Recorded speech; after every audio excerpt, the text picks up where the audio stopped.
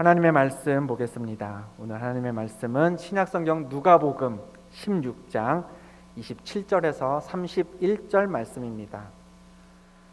이르되 그러면 아버지여 구하노니 나사로를 내 아버지의 집에 보내소서.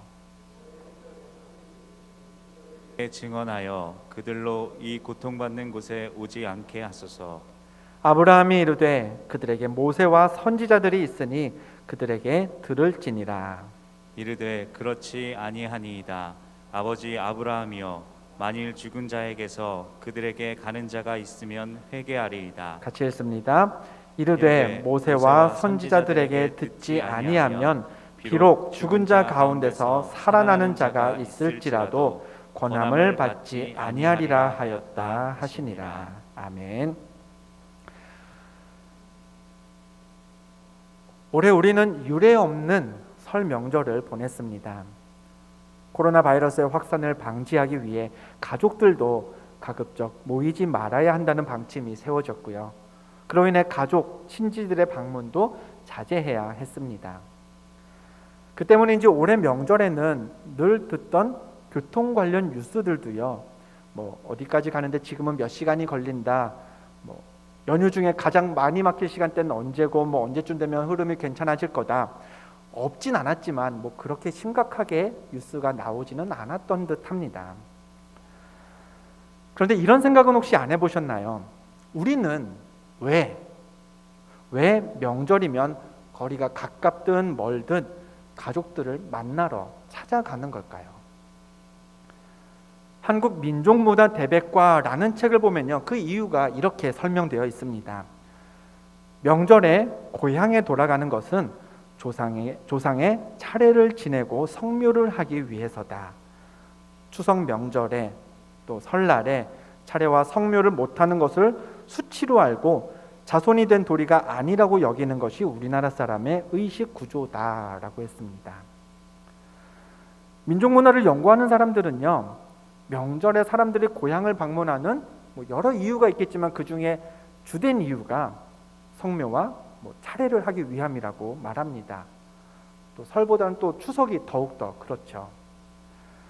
성묘는 살필 성자와 무덤 묘자를 씁니다. 명절이나 특정 절기에 조상의 묘를 찾아가서 살피고 손질하는 일을 뜻합니다. 돌아가신 어른들의 묘를 방치하는 건요, 종교나 시대를 떠나서 자손으로서 바람직한 일은 아님이 분명합니다. 마땅히 해야 할 일이죠. 반면에 차례는 조금 다릅니다.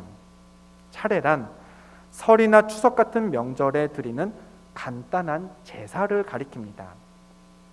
제사가 뭐죠? 우리에게 복과 화를 베풀 그런 어떤 신적인 능력이 돌아가신 조상들에게 있다라고 믿으면서 조상들에게 음식을 바치고 화 대신, 화는 멀리 해주시고 복을 달라라고 기원하는 의식입니다. 구한말에 개신교가 우리나라에 들어오면서부터 제사를 멀리 했던 이유가 여기에 있습니다. 돌아가신 조상들을 향한 공경을 어떤 높이고 존경하는 것을 넘어서서 조상을 신처럼 모시고 예식을 치르는 우리의 전통이 하나님 한 분만 예배하는 기독교의 신학과 대치되었기 때문이죠. 이 때문에 유교적 관점에서 기독교를 비판하는 견해들도 있습니다. 100여 년 전 쓰인 한 서적에는요, 이런 기록이 있어서 읽어드립니다. 잘 들어보시기 바랍니다. 서양 사람들은 아버지만 찾고 어머니의 은혜는 모른다. 하나님을 아버지라고 하기 때문에 하는 이야기겠죠. 하늘 아버지만 높이면서 땅의 어머니는 몰라보니 장래 인류가 모두 금수로 돌아갈 징조라. 조상에게 제사도 지내지 않으며 마귀라고 칭하는 지경에 이르렀으니 이들을 어찌 인간이라 할 수 있으리요. 100년 전에만 그랬을까요? 제사로 인한 갈등은요, 지금도 없지 않습니다. 지금도 가족과 친지들의 구원을 놓고 기도하시는 분들 중에는요, 종종 제사 때문에 의견 충돌을 경험하는 분들이 계시죠. 조금 전 읽어드린 그 책의 내용과 비슷한 비판을 듣습니다. 아니, 교회 다니는 사람들은 왜 조상을 귀신이라고 하느냐? 조상도 하나님이 주신 건데 하나님은 귀하게 여기면서 조상은 왜 하찮게 여기냐? 중요한 점은요, 성경은 어디에서도 조상을 귀신이나 사탄이라고 칭하진 않는다는 사실입니다. 뿐만 아니라 하나님의 말씀은 조상을 폄하하거나 또 중요하지 않다고 말하지도 않습니다. 우리가 잘 아는 출애굽기 20장 말씀이 있죠. 십계명의 한 부분을 볼까요? 내 부모를 공경하라. 그리하면 내 하나님 여호와가 내게 준 땅에서 내 생명이 길리라. 부모를 공경하라고 했습니다. 또 신약에 있는 에베소서의 말씀입니다. 내 아버지와 어머니를 공경하라. 이것은 약속에 있는 첫 계명이니 이로써 내가 잘되고 땅에서 장수하리라. 기독교 신앙은요, 구약에서 출애굽기에서 시작해서 신약까지, 아니 출애굽기 이전부터겠죠, 성경 처음에서 끝까지 일관성 있게 부모와 어른들을 공경하라고 가르칩니다. 또 한 인물, 한 사람을 소개할 때요, 이스라엘의 한 사람을 소개할 때 성경이 어떻게 하던가요? 이스라엘의 첫 왕이죠, 사울의 아버지인 기스를 성경이 소개하는 구절을 한번 보겠습니다. 사무엘상의 말씀인데요. 베냐민 지파의 기스라 이름하는 유력한 사람이 있으니 그는 아비엘의 아들이요 스롤의 손자요 베고랏의 증손이요 아비야의 현손이며.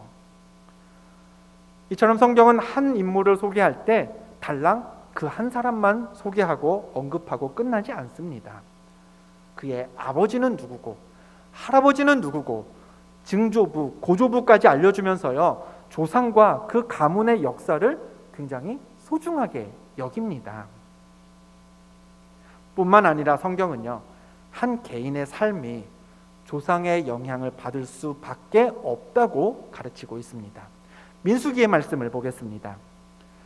여호와는 노하기를 더디하시고 인자가 많아 죄악과 허물을 사하시나 형벌 받을 자는 결단코 사하지 아니하시고 아버지의 죄악을 자식에게 갚아 3, 4대까지 이르게 하리라 하셨나이다. 조금 전에 보았던 말씀에서요, 하나님은 노하기를 더디하십니다.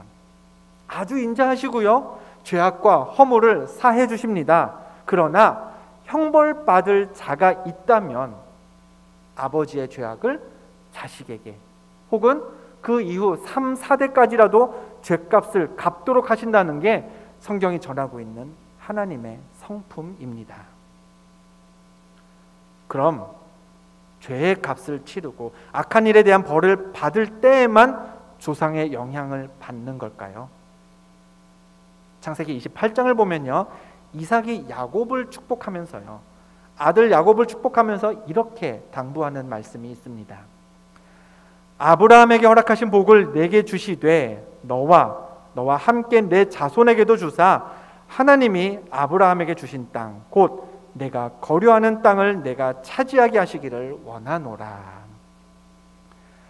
하나님이 우리 조상 아브라함에게 약속대로 복을 주셨다. 그런데 그 복은 아브라함만 누리고 끝나는 게 아니다.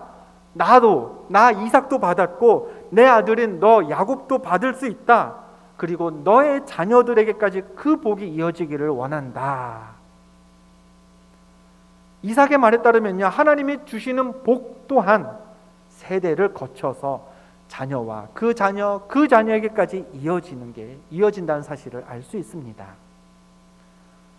정리하면요, 한 개인이 하나님께 받은 축복이나 형벌은 그 사람이 살아있는 당대에만 그치는 게 아닙니다.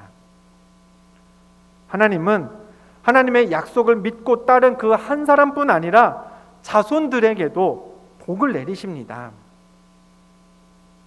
이처럼 기독교 신앙도요, 조상의 삶과 후손들의 인생을요, 완전히 별개로 뚝 떨어뜨려 놓고 생각하지 않습니다. 조상이 받은 하나님의 축복 혹은 형벌이 후손들에게도 얼마든지 영향을 미친다고 가르치죠. 이런 면에서 얼핏 보면 우리 전통의 유교적인 사상과 비슷해 보이기도 합니다. 그런데 중요한 차이점이 있습니다. 조상이 후손들의 삶에 영향을 미치기 시작하는 그 시기가 언제인가 하는 점입니다. 오늘 본문은요, 나사로라는 이름의 거지가 등장하는 예수님의 비유입니다. 한 부자가 있었습니다. 그는 호화로운 생활을 즐겼습니다. 부자의 집 앞에는 부자가 먹고 남은 음식으로 배를 채우던 거지 나사로가 있었죠. 시간이 지나서요, 거지 나사로와 부자가 모두 둘 다 숨을 거두었습니다. 살아있을 때 부자와 거지로 서로 상반된 반대의 삶을 살았던 두 사람은요, 죽어서도 서로 대비되는 처지가 되었죠. 그런데 그 대비가 세상에서와는 정반대의 대비였습니다. 살아생전 거지였던 나사로는 천사들에게 받들려서요, 아브라함의 품에, 즉 하나님 나라에 영접되었습니다. 반대로 세상에서 부유하게 살았던 부자는요, 음부에 떨어져서 불꽃 가운데서 괴로워해야 했습니다. 그런 상황에서 지옥에 있던 부자가요, 아브라함에게 이렇게 부탁을 합니다. 본문 27절과 28절 말씀입니다. 아버지여, 구하노니 나사로를 내 아버지의 집에 보내소서. 내 형제 5이 있으니 그들에게 증언하게 하여 그들로 이 고통받는 곳에 오지 않게 하소서. 음부에서 막 고통받던 부자는 세상에 남아있는 자기 가족들이 생각났습니다. 후손들을 염려한 거죠. 자기 자손들도 하나님의 심판과 영원한 생명을 모르고 살고 있는데 그렇게 살다가 자기처럼 끝없는 형벌에 처해질까 걱정이 되었습니다. 그래서 저 나사로를 세상에 보내서, 저 나사로로 하면은 세상에서도 우리 집 앞에서 살던 사람이니 내 후손들도 알 터이니 저를 세상에 보내서 제대로 살게 가르치라고 그런 부탁을 했던 것이었습니다. 그러나 이런 부자의 요청을 받은 아브라함이요, 이렇게 답했습니다. 아브라함이 이르되 그들에게 모세와 선지자들이 있으니 그들에게 들을지니라. 아브라함은 부자의 청을 거절했습니다. 모세와 선지자들을 통해 기록된 하나님의 말씀으로 충분하니 그 말씀을 들으면 된다라는 이유였죠. 거절당하자 부자는 한 번 더 부탁했습니다. 그렇지 아니하나이다. 아버지 아브라함이여, 만일 죽은 자에게서 그들에게 가는 자가 있으면 회개하리이다. 부자는 간절했습니다. 세상에 남아있는 자기 가족들, 내 후손들이 나처럼, 자기처럼 되어서는 절대로 안 되는 거였죠. 그런데 세상에 기록된 하나님의 말씀만 가지고서는 자기 후손들이 하나님에게로 돌이킬 것 같지가 않았습니다. 더 강력하게, 더 확실하게 죽은 사람 중에 누군가가 후손들 앞에 떡하니 나타나서 너희들 이렇게 살면 안 된다라고 말할 정도는 되어야, 그래야 자기 후손들이 이제 회개할 거라고 여겨졌던 거죠. 그러나 아브라함은 이번에도 거절했습니다. 이유는 동일했습니다. 모세와 선지자들에게 듣지 않으면, 즉 이미 기록된 하나님의 말씀을 통해 깨닫지 못하면 제 아무리 죽은 자 가운데서 살아나는 자가 말해도 소용없다라는 거였죠. 앞서 말씀드린 대로 성경은 여러 차례 선조들이 하나님 앞에서 어떻게 살았느냐에 따라 후손들의 삶이 달라진다고 가르친다고 했습니다. 조상이 하나님의 약속을 따라 살았으면 자녀들과 후손들도요, 하나님의 복을 받습니다. 조상이 하나님께 징벌을 받으면 그 죄의 값을 후손 3, 4대가 치를 수도 있습니다. 그러나 본문은요, 오늘 이 나사로의 이야기는, 이 부유한 부자의 이야기는 우리에게 설명해 줍니다. 죽은 부자는 세상에 남아있는 가족과 후손들을 위해 할 수 있는 게 있었나요? 없었나요? 아무것도 없었습니다. 죽어서 이미 음부에 떨어진 부자는 후손들의 인생에 아무런 영향도 미칠 수 없었습니다. 부자는 뒤늦게 깨달은 자신의 어리석음을 반성하면서 저 거지 나사로라도 세상에 보내서 후손들의 삶을 바꿔주고 싶었지만, 그러나 그럴 수 있는 능력이, 그렇게 할 수가 없었습니다. 그때는 이미 늦은 거였죠. 숨을 멈추고 하나님이 주신 이 땅에서의 삶을 다 마무리 짓고 세상을 떠난 그 순간, 부자가 자손들에게 해줄 일은 사라진 셈이었습니다. 조상이 후손들에게 하나님의 복을 전해줄지 아니면 하나님의 노여움과 화를 주게 될 것인지, 그게 결정되는 건요, 저들이 살아있을 때뿐인 겁니다. 살아있는 동안 하나님의 약속을 신실하게 믿었는가? 그 신실한 믿음 안에서 영원한 소망을 기대하며 살았는가? 예수 그리스도의 십자가로 구원받아서 하나님의 자녀로서 담대하게 세상을 이기며 살았는가? 그 여부가 자신과 후손들의 삶에 영향을 주는 것이지, 이미 죽은 조상은 할 수 있는 게 아무것도 없습니다. 전통적인 생각을 가진 사람들은 생각하죠. 돌아가신 조상님들께 정성껏 제사를 드리면 그분들이 우리에게 복을 주실 거야. 만약 제사를 소홀히 했다가는 우리한테 화가 미칠 거야. 그런가요? 아닙니다. 죽은 조상에게는 그럴 능력도 권한도 없습니다. 오늘 본문에서도 이렇게 전하고 있죠.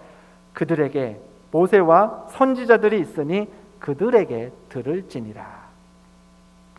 구원의 여부는요, 하나님의 복을 받을 수 있는 그 가능성은 모세와 선지자들을 통해 이 땅에 이미 선포된 하나님의 말씀으로 충분합니다. 그건 죽은 조상이 할 수 있는 게 아니라 살아있는 우리들이, 나와 우리 후손을 위해서 이 땅에서 하나님의 말씀을 가지고 저들을 설득하고 저들을 가르치고 저들을 돌이키게 해야 하는 것이죠. 이제 설 명절도 오늘이면 연휴가 끝이 나죠. 그러나 가을이면 또 명절이 다가올 겁니다. 그러면 우리는 다시 고향을 찾아 가족들과 만나게 되겠죠. 부디 다음 명절에는 5명이 넘든 안 넘든 모두가 한자리에서 평안하게 만나게 되기를 소망합니다. 더불어서 명절을 보낼 때 믿음 가진 우리가 중요하게 기억해야 될 게 있습니다.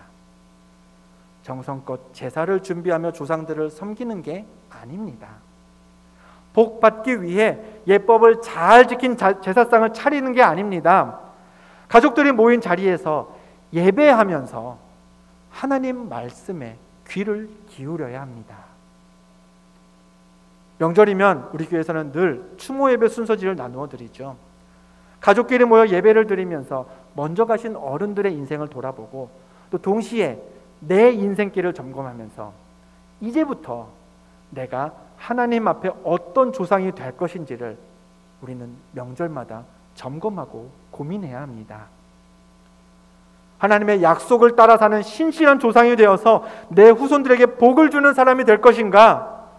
아니면 하나님에게서 멀어짐에도 불구하고 말씀 속의 부자처럼 안심하고 있다가 그 징벌의 값을 후손에게까지 넘기는 그런 조상이 되진 않을 건가? 내 신앙을 돌아보고 점검해야 합니다. 이삭이요, 아버지 아브라함이 받은 복을 누렸습니다. 이삭이 아브라함에게 받은 그 복은요, 다시 야곱에게 흘러갔습니다. 우리도 자녀들에게 하나님의 복을 건네줄 축복의 통로가 되리라 결단해야 합니다. 구체적으로 어떤 결단을 해야 될까요? 하나님은 모세에게 이렇게 말씀하셨습니다. 그들이 항상 이 같은 마음을 품어 나를 경외하며 내 모든 명령을 지켜서 그들과 그 자손이 영원히 복받기를 원하노라. 또 모세는 이렇게도 덧붙였죠. 너희 하나님 여호와께서 너희에게 명령하신 모든 도를 행하라. 그리하면 너희가 살 것이요 복이 너희에게 있을 것이며 너희가 차지한 땅에서 너희의 날이 길리라. 자녀가, 여러분의 자손들이 복받기를 원하십니까? 내가 받고 있는 복이 내 세대에서 끝나지 않고 우리 가문에 오랜 세월 지속되길 바라십니까? 먼저 내가 하나님을 경외해야 합니다. 내가 하나님의 명령을 지켜야 하고요. 내가 하나님의 명령하신 모든 도를 행해야 합니다. 그것이 내가 후손들에게까지 축복의 통로가 되는 비결입니다. 명절에 모이는 많은 사람들이 조상의 덕을 입어서 자기가 복받기를 원합니다. 그래서 정성껏 음식을 장만하고 차례를 지내죠. 그러나 예수 믿고 구원받은 우리는요, 내가 얻을 복만 구한 사람이 되어서는 안 됩니다. 내 자손들까지 복된 삶을 살도록 구해야 합니다. 우리는 아브라함을 믿음의 조상이라고 부르죠. 그러나 아브라함으로 믿음의 조상이 끝나서는 안 됩니다.